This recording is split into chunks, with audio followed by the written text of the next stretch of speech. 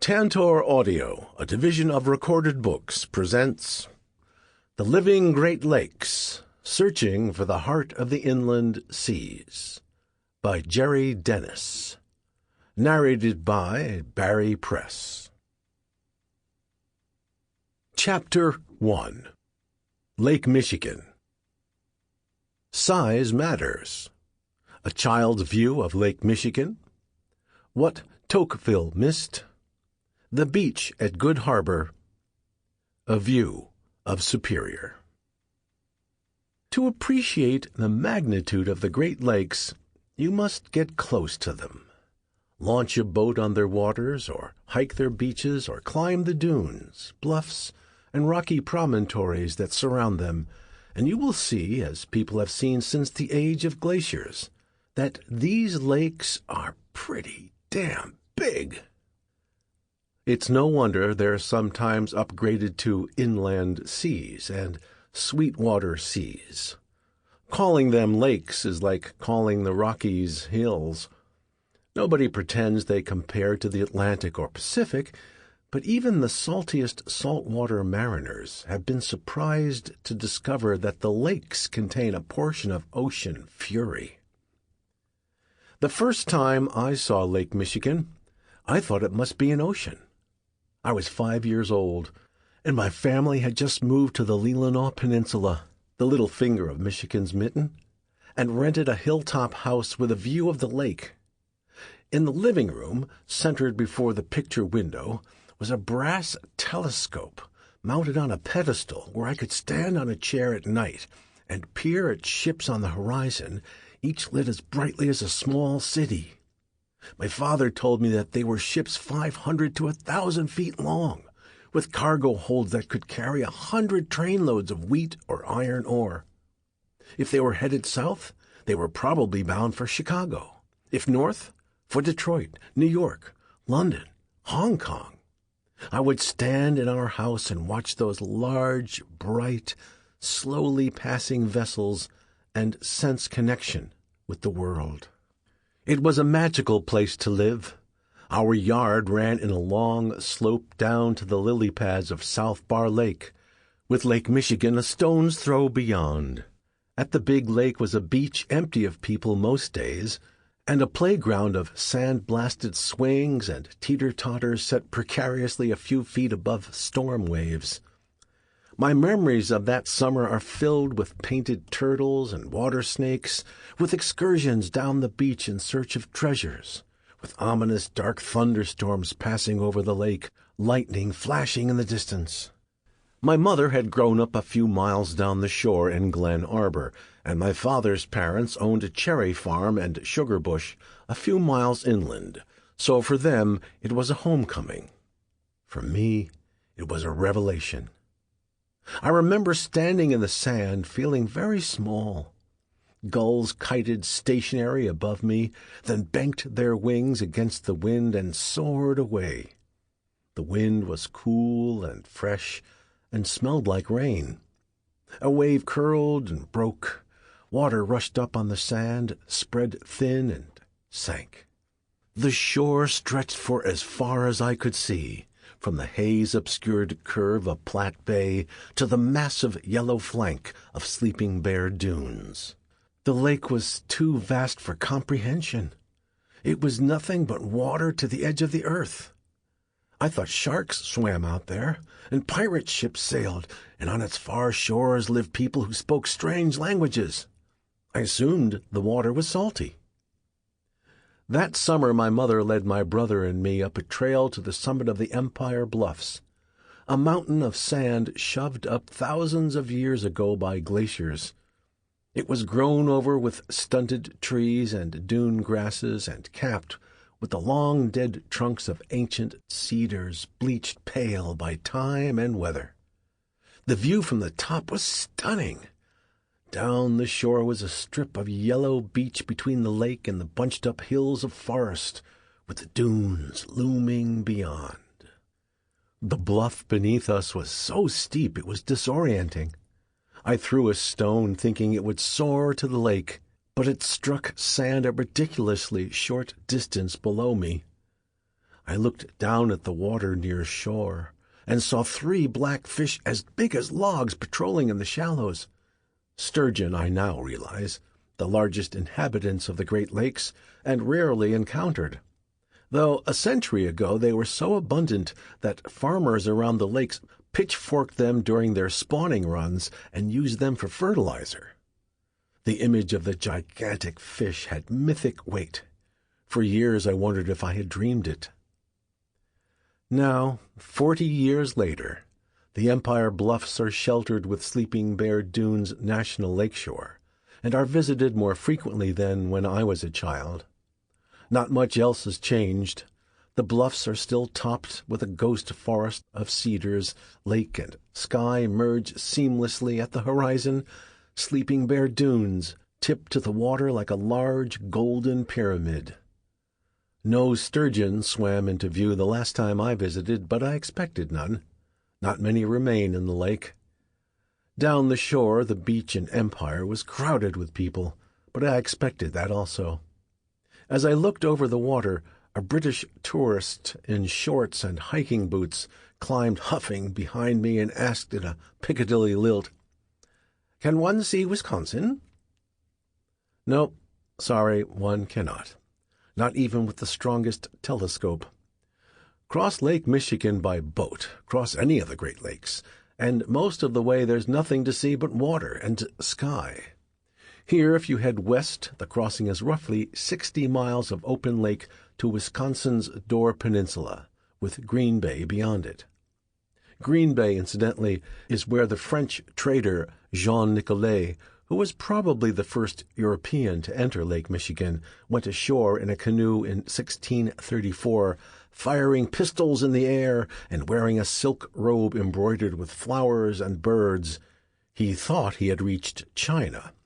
When no representatives of the Khan showed up to welcome him, he marched into a nearby Winnebago village and repeated his performance, no doubt providing much entertainment for the locals. Those of us who live near the lakes take their great size for granted. We also take for granted that travel in the region is made inconvenient by water, and that in winter we're likely to be buried in lake-effect snow, when cold, dry Arctic winds pick up moisture and heat as they pass over the lakes, conjuring 10, 20, and in a few places as much as 30 feet of snow a year along our coastal snow belts. We learn in elementary school that the acronym HOMES is a handy way to remember the names of the lakes.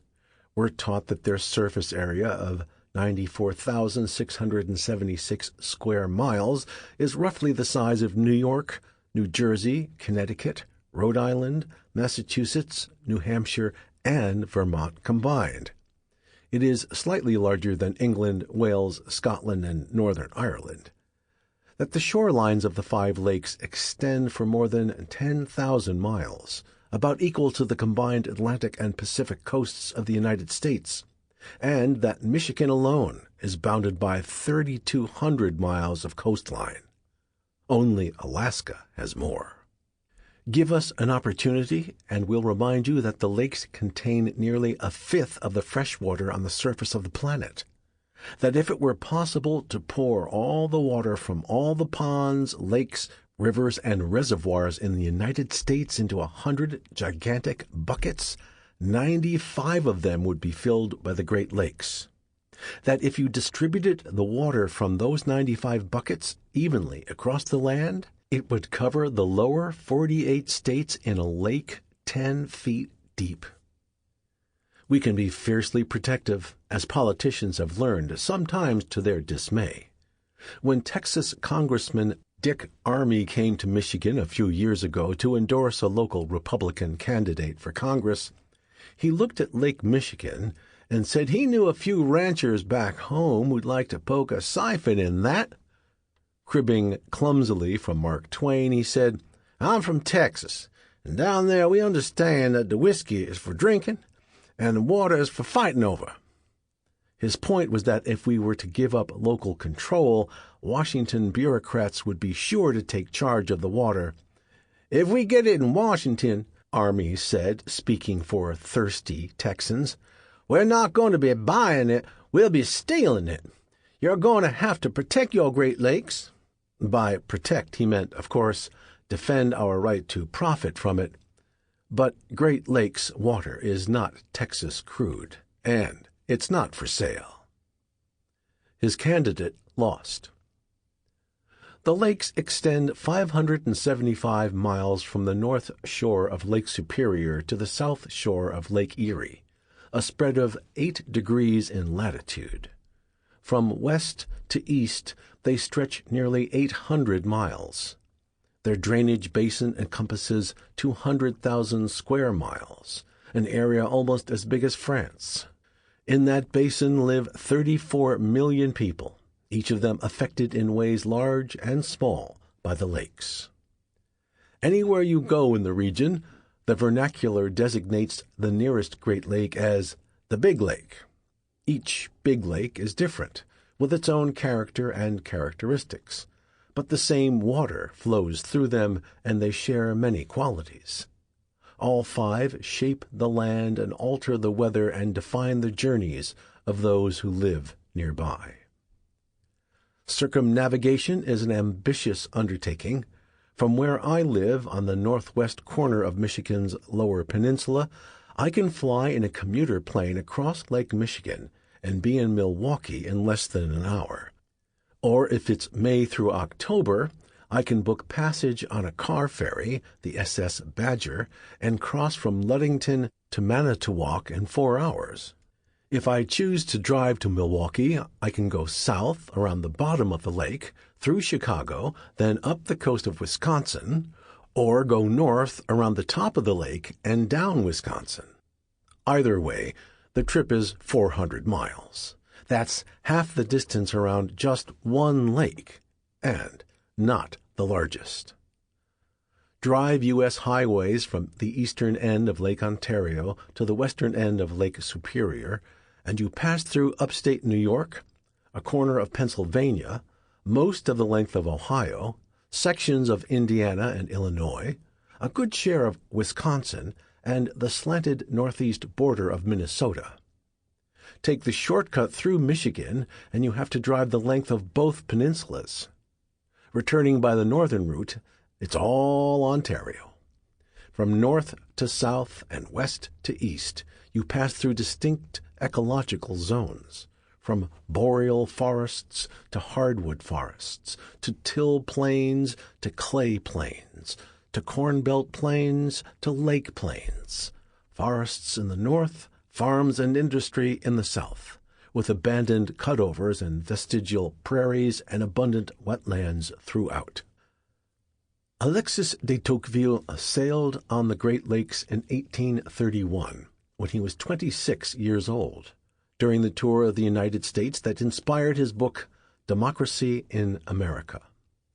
While aboard the steamboat Ohio, bound for Detroit along the south shore of Lake Erie, he wrote in a letter, "This lake without sails, this shore which does not yet show any trace of the passage of man, this eternal forest which borders it, all that, I assure you, is not grand in poetry, only it's the most extraordinary spectacle that I have seen in my life." Young Tocqueville and his companion Gustave Beaumont crossed Erie to Detroit, coasted the west shore of Lake Huron, and steamed up the St. Mary's River to the village of Sault Ste. Marie, where they glimpsed Superior. "This lake much resembles all the others," wrote Beaumont, but he was mistaken. Then returned to Huron, passed through the Straits of Mackinac, and crossed Lake Michigan to Green Bay. They witnessed wonders, but they missed more than they saw. They did not see Lake Ontario, with its wooded shores and cobblestone beaches, the clay faces of Scarborough Bluffs, the 1,000 islands at the lake's outlet to the St. Lawrence. They missed Lake Huron's Bruce Peninsula, with its limestone cliffs tumbling to the water, an enormous Georgian Bay, with its thousands of clustered islands, its fjords, its water-sculpted escarpments. They missed the sand mountains along the east shore of Lake Michigan, and the young city of Chicago, which in 1831 was on the verge of booming. Especially they missed Superior. They never saw the mountain range called the Sleeping Giant, its peaks a clear profile of feet, knees, belly, chest, and face. They missed the mineral-stained pictured rocks, storm-battered and brilliant with colors, the wild and lofty Palisade Head cliffs, the pine-covered Porcupine Mountains, which, though only 2,000 feet above sea level, were once as high as the Rockies. They missed most of the wildlife, the Atlantic salmon that ran up Lake Ontario's rivers to spawn, the whitefish and lake trout and sturgeons in all the lakes, the deer and moose, the bear and wolf, the flocks of passenger pigeons that migrated in numbers so vast they blackened the sky for days as they passed, yet would be gone forever by the end of the century. And they missed the changes of the seasons, never saw maples turn scarlet in October, or trilliums fill the woods with blossoms in May, did not witness snow squalls racing across the lakes, or surf exploding against mountains of ice along the shore.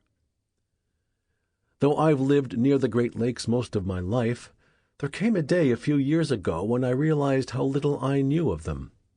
To get better acquainted, I drove around each of their shores. Eventually I drove around them again.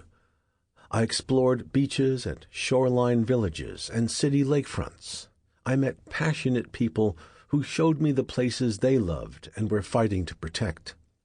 I filled boxes with brochures, pamphlets, reports, books. I took notes and photographs. In the end, I got to know some of the people, cities, and roads, but not the lakes. For a month and a half, I stayed alone in a house on the north shore of Lake Michigan. Mornings I worked at a desk in front of a sliding glass door with a view of North Manitou Island, low and darkly wooded, and beyond it the horizon of the open lake blurring with the sky. Afternoons I walked the beach. It was February and March of an unusually warm winter, and I had the shore to myself.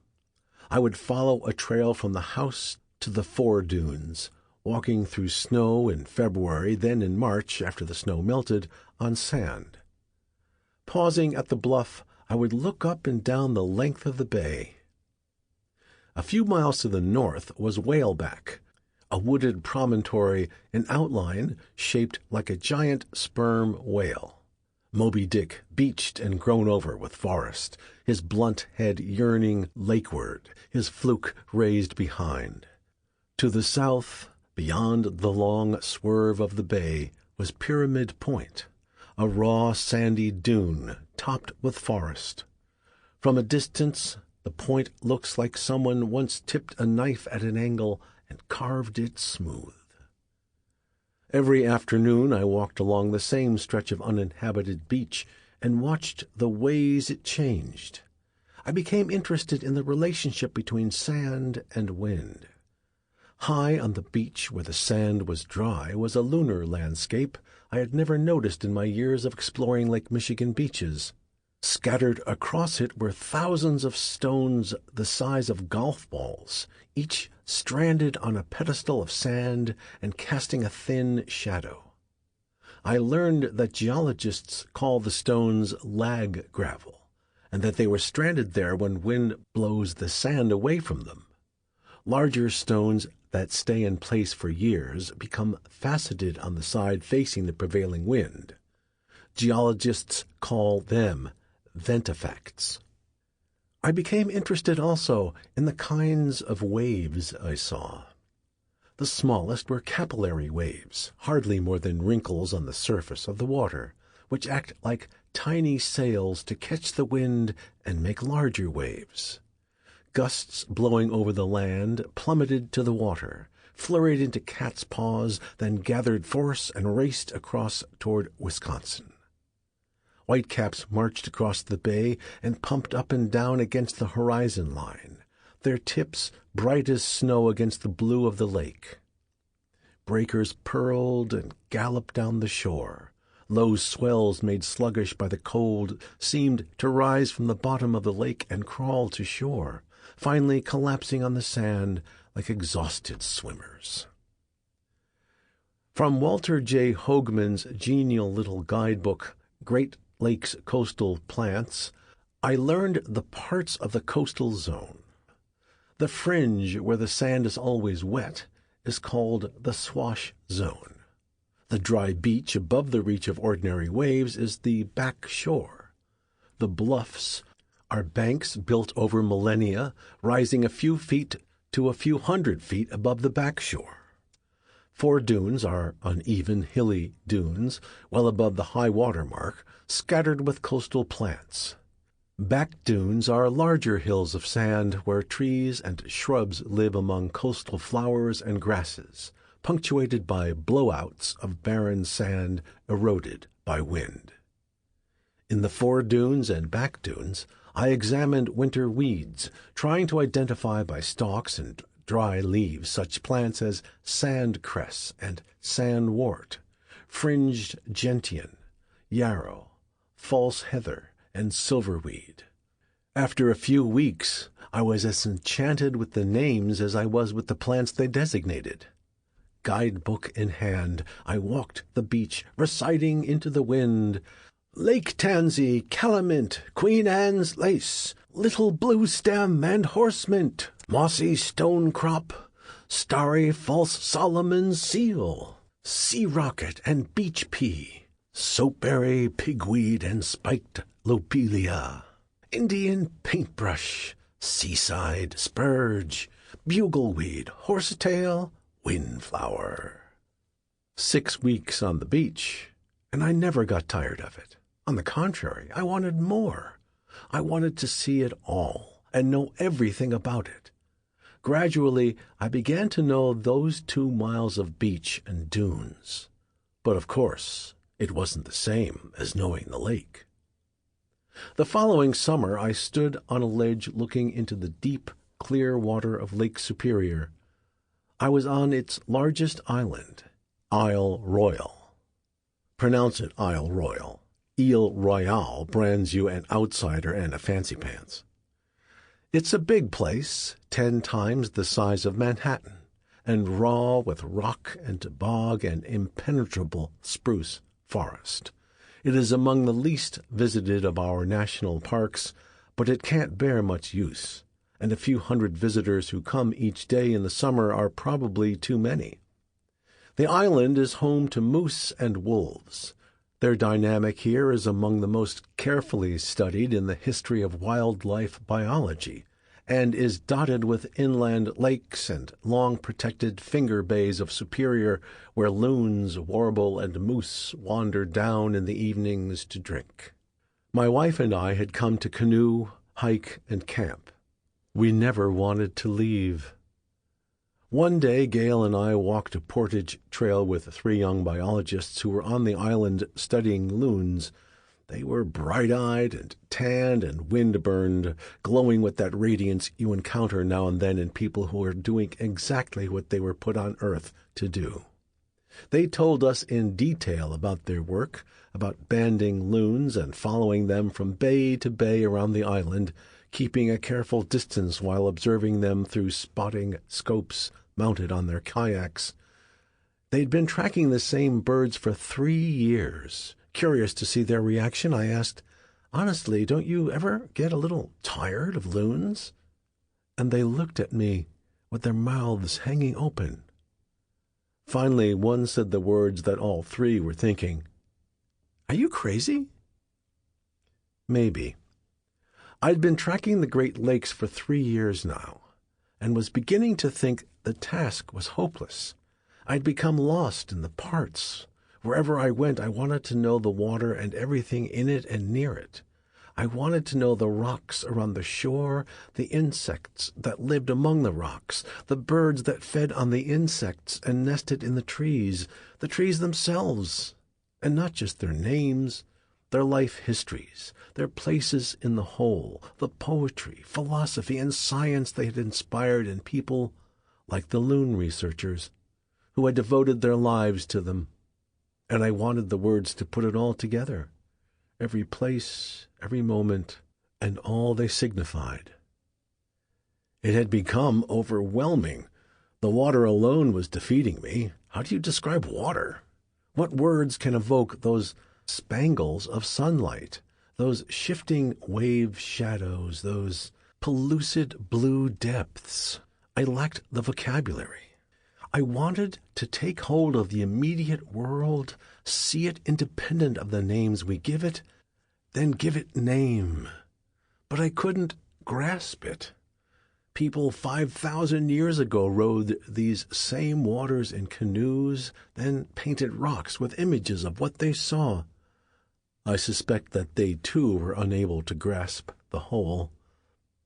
Emerson said the world lacks unity, or seems to, only if we have lost unity within ourselves. He thought a naturalist might learn to see the world whole, but only if all the demands of his spirit were met.